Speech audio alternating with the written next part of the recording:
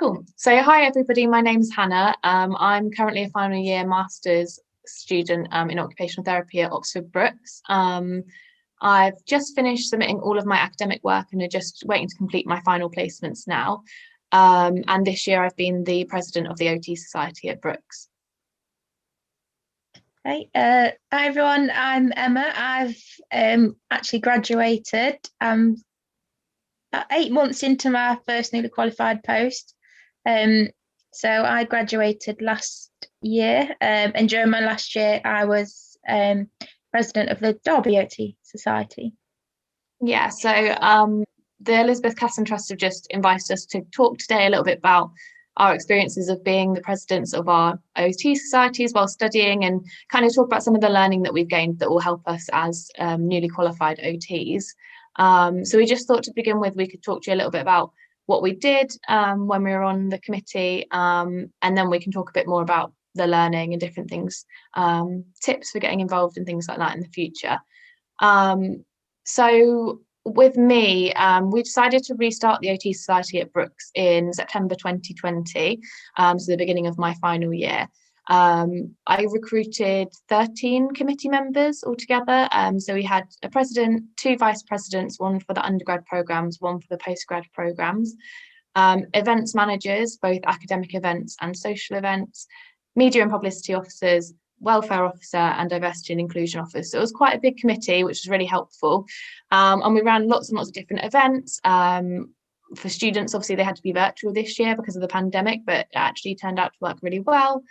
And we also ran lots of different campaigns and projects to kind of benefit people's professional development and well-being at Brookes as well. And I would say my favourite thing was when we hosted Professor Michael Iwama for a talk with about just over 200 people, I think, from across the UK and Canada. We opened it up to students, academics, researchers, practitioners. So it was a really great event. So we did similar things, but we didn't have such a big committee. In our first year, we did it, which was 2018. We had a president, a vice president, a secretary, and a treasurer. And we, in the first year, we were a bit all over the place. We've not done it before, so we all, tried to organise all different events together. But in the second year, we learned to make things more organised. We split our events up into topics. So inform, impact, inspire. So inform was all our educational events. So I was in charge of organising them. Impact was our charity events. So the secretary was in charge of organising those, and inspire, which was like social events. And our treasurer was in charge of organising them. So worked a lot better. We did everything at the start of the year so we could just enjoy it rather than being very last minute. So I think my favourite thing was definitely like creating a bond between the different cohorts, because when I was started and there wasn't an OT society, we just kept ourselves to ourselves. And over the years, what I'd say now, like some of my best friends from university were from all the different years, and it creates that connection in work as well. So like now I've graduated, I am definitely benefiting from the like connections I made at university. So I remember on my first ever day, I went to at work, I went to a forum, and one of the students from Derby was at the same forum, and I'd met them through the OT Society. So it just, when you're in a totally strange place, you've got a high chance of being with somebody that, you've got that connection with it. And same when, when people are on placement, they see us, they get comfort from seeing us, we get comfort from seeing them. So just to talk about some of the events that we did this year, because it was quite a big part of both of our roles, I think. We, like I said earlier, we ran a big event with Michael Iwama, but we actually first started with just a really simple event with our lecturing team. We found that our lecturing team were absolutely brilliant, but we didn't really get to hear much about their personal experiences in terms of the practice that they'd had in the past in different areas. So we hosted a Zoom online event where students were able to ask them questions about different practice areas and, even their learning as a student and things like that. And the lecturers were able to tell us a bit more about their different practice areas and their experience, which really helped us to, again, understand different practice areas, but also understand where they're coming from when they were teaching. And that was nice and simple. We just contacted the lecturers, and they kind of helped us to set up the event to begin with, as it was our first one. And then we also went through and did a few other guest speaker talks where we were really lucky to have different clinicians hop onto a Zoom call and kind of answer different questions about different areas. So we had somebody who worked in a prison, we had somebody who worked in a wheelchair service, all sorts of other people as well. It was really great. And the way that we kind of got in touch with them was through Twitter. I definitely recommend, if you're not on OT Twitter, to get on it, because that was kind of the way that we reached out to people, and the way that they responded to say, oh yeah, I'd love to come in and do a talk for you, that'd be brilliant. So yeah, and then obviously we had the Michael Owama event, which our lecturers helped us with a little bit again, but Michael was very kind and said he'd do the event for free, and was, you know, brilliant in terms of opening it up to everybody else as well. So again, like social media and Twitter in terms of sharing that with other OT societies was really important for us. Yeah, I totally agree with what you're saying about Twitter, because we're going to go into like tips and things later on, but definitely, like, it sounds scary, I think, to hear people getting in contact with all these different people and, you know, getting them to come and speak. But, you know, Twitter is like your best friend when it comes to that sort of thing. Like, all you need to do is ask if anybody's interested and people will come to you. Absolutely. Like, I think it seems like you have to go and reach out and ask for favors, but, you know, you're sometimes doing other people a favor, because, you know, it gives them good CPD, it gives them good what's the word? Not like publicity. What is it? Yeah. Just like get themselves known, and, you know, especially if they're doing research and things like that. So no, definitely agree with what you're saying. But sorry, I've gone off track there already. That's all right. So back to some of our events. So we had some of our lecturers talk too. So say if they were doing like research projects or something, we had Jennifer Creek come with Kit Sinclair and Maddie Duncan from, I can't remember which way around it is, but one's from Hong Kong, one's from South Africa, on their European tour. So that was great. That was about like working through the margins and stuff like that. We've had like expert by experiences in. We had somebody from Airability come in, which is a charity that like adapts aeroplanes so people with disabilities can have flying lessons. And we actually had one of the people who use that charity. All sorts. I can't remember. It's hard to remember it all because sometimes there's quite a lot, and it's been a little while for both of us now, hasn't it, as well? Yeah. We also did quite a lot of charity events. We tried to link it with if we did get experts by experience. So we had Airability in and then raise money for them, or raise money for we did a self-care or self-love week for Beat Eating Disorders charity, and that was lovely. Or different like nice little events.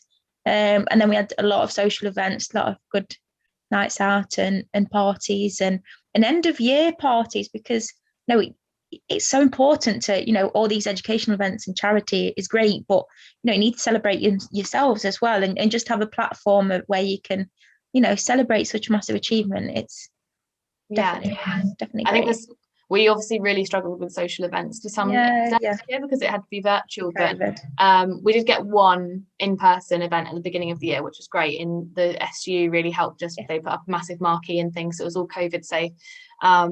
But even the online social events were really great. Sometimes we had sort of 30 or 40 people, and sometimes we had sort of 15, but actually it enabled people to talk to each other a little bit more with smaller groups sometimes. So I'm really so glad. Important as well at the minute, especially, isn't it? So I think definitely just speak to other students, because they might have ideas of people that they've seen talk at other universities or they've heard of in their reading or something. And definitely talk to the lecturing team as well, because they've often got really great connections with people already who they can bring in to talk. So now we're going to chat a little bit about how you can set one up and tips, because we're very aware that it does sound scary. I must admit, in my first year, I was probably the most against setting up a society, just because I thought it was so scary. And, you know, to think back, now I'm the one that Besides of it, it just shows that, you know, it is worth pushing past those barriers, if that makes sense. So, you know, the most important thing to remember that it is, you know, it is hard work, but it's not as hard as it looks, and it's only as much hard work as you make it. Yeah. You know, so in our committee, we did a lot of stuff, but that wasn't necessary. And I think if we were the committee for 3 years, we wouldn't be able to keep up with that. Like I don't regret doing any of it, but I just think, like, realistically, quality over quantity, because it does, you know, it does take a lot out of you. And we were the sort of personalities that didn't really get stressed out, but, you know, some personalities do get stressed out. So, you know, all you need to do is few people minimum. You can have as much or as less people as you like, really. It's your choice. I would say 3 definitely minimum. Yeah. You know, have a clear aim of what you want to do. Do you want it to be more like, you know, educational stuff or social stuff or charity stuff? There's no obligation to do anything. It's your society. You know, it's not the same as being on the OT course where you've got requirements. You can literally do whatever even if you did 1 event a year, that's okay. It's, you know, I think we can easily get tied up in things and feel a big responsibility from this sort of stuff, but there isn't any responsibility at all. And, you know, if you set it up for 2 months and then you didn't want to do it anymore, that's also fine. Like, what I'm trying to say is, don't put pressure on yourself. And we had a rule that, you know, if any of us were starting to feel pressure from it, we would just walk away and have a little break for a little bit, because, you know, it's there to be something fun. It's just there to get people together. It doesn't matter if, you know, you organise a coffee morning every few months. Just something is better than nothing, and something that is going to get those connections cross cohort is, to me, like one of your most important aims, because that's going to affect you for like the rest of your career, because you're going to bump into these people and you'll always have people to connect with. So I don't know if I've just gone on a tangent there, but No, that's great. I was just going to say the same thing. I think when we were setting up our society, the society hadn't really existed too much in the year previous, because it was when the pandemic started and things, people had different priorities. And so we didn't put too much pressure on ourselves to begin with about how much we did. We just knew if we did something, it was better than nothing. And if we didn't do it, kind of who else would? And I think one of the things that helped the most, that I've just remembered that I did when we first started the committee, was I looked at other OT societies from different universities' web pages. I remember looking at Derby's and thinking, oh, that's a really good one. And just seeing how other people do their events or like structure their different parts of the society was really helpful to me, because it just helped me kind of take little bits from everyone and mold it all together into something that worked for our students. And you definitely don't need to reinvent the wheel every year. I think, you know, especially if you've had a committee that have done it in the previous year, you can definitely talk to them and say, oh, how did you do this? Like, could you put me in touch with this person? And I'm sure they'll be happy to help as well. It doesn't need to be all guns blazing all the time. Yeah, I agree. And I think as well, adding on to like following another committee, you've already got your guest speakers lined up because, you know, you the people that have graduated from the committee, they're going to be working in fields that they can automatically come back and talk about. You know, it doesn't have to be somebody, you know, big in the OT world or I think actually anybody. No, go ahead. One of my favorite events actually was, we had some of the Brooks graduates come in virtually and do a talk on kind of what it's like to be a newly qualified OT in different areas, and it was really well attended by a lot of people, particularly like final year students, obviously. And it was so nice to have that connection with someone who they've been in your exact position. They know what your course is like and they know how it's prepared you. And they can say, actually, you are going to be okay, and you are, you know, this is my field and this is what I like about it, and things like that. Yeah. So in some ways they had completely different benefits to, you know, academic guest speakers who had been practicing for years and years. Yeah. They kind of gave different benefits to students. So yeah, it's more relatable, isn't it? And I think as well, like it gets you to know, like when you're in first year and you see a third year doing the dissertation and graduating, it all seems very big and impossible. And these people that are, getting jobs at their first interview and, doing really well and doing this and that, you think, gosh, like I'm never going to be like that. But if you if you make those connections and get to know them personally, you'll find out that these people are just normal like you and you'll get there one day. Speaking to the lecturers about it and letting them know that you really want to do this. Ours were really supportive, and when I was looking for committee members, because it started out as just me, the lecturers allowed me to come into their virtual lectures of the first ones of the year with all the different cohorts and talk about the opportunities. And I honestly think that's the best way to kind of promote it to people, because you can talk to them about it face to face. It's not loads of reading, and there's kind of a face behind the promotion, if you see what I mean. People more likely to get involved. And that was the lecturer's idea, really, to come into lectures and talk about it. So they were really helpful with that.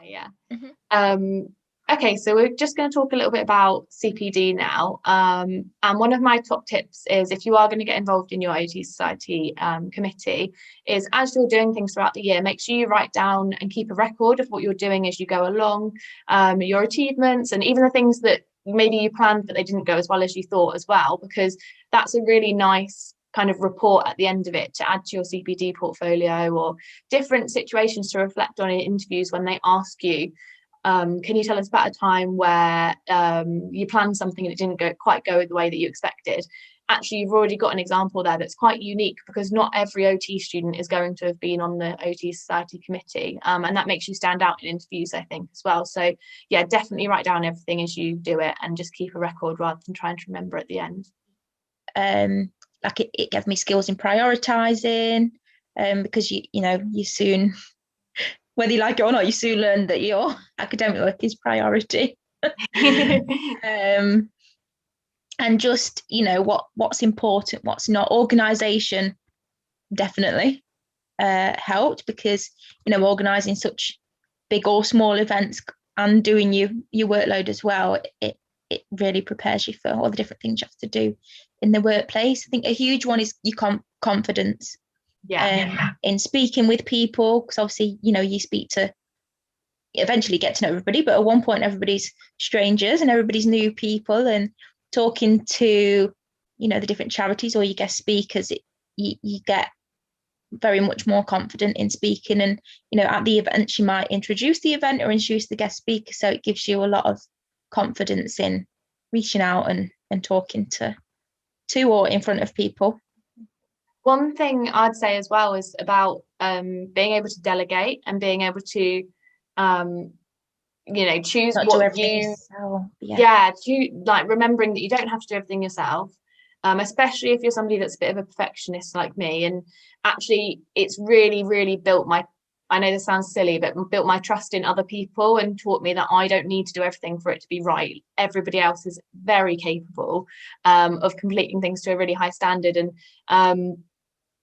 I just think that's something that I've never been good at, but I think I finally sort of cracked it with this committee role, because it really helped me to say, actually, I physically cannot take on all of this work. There's no way. But if I spread it out amongst the whole committee, it's so manageable and everybody gets something out of it and everybody enjoys it and you feel like a real team. And I think the overwhelming kind of feeling when we all finished our roles on the committee and handed over to the next group of people to take over was that we really felt like a team, and we really felt bonded and like we really knew each other, even though because of this year we only met once in person. I just feel like I know these people so well and I feel so connected to them because we all shared the work out between us and we all had that autonomy kind of thing.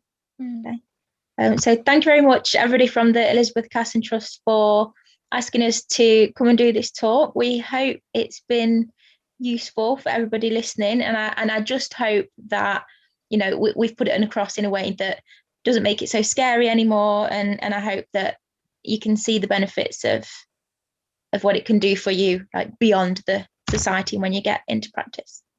Yeah, definitely. And if anyone would like to chat to us about it anymore in the future at all, we're both more than happy to be contacted on Twitter. So we'll put our Twitter handles on the screen now as well, and feel free to get in touch with anything. But thank you so much for listening, and see you soon.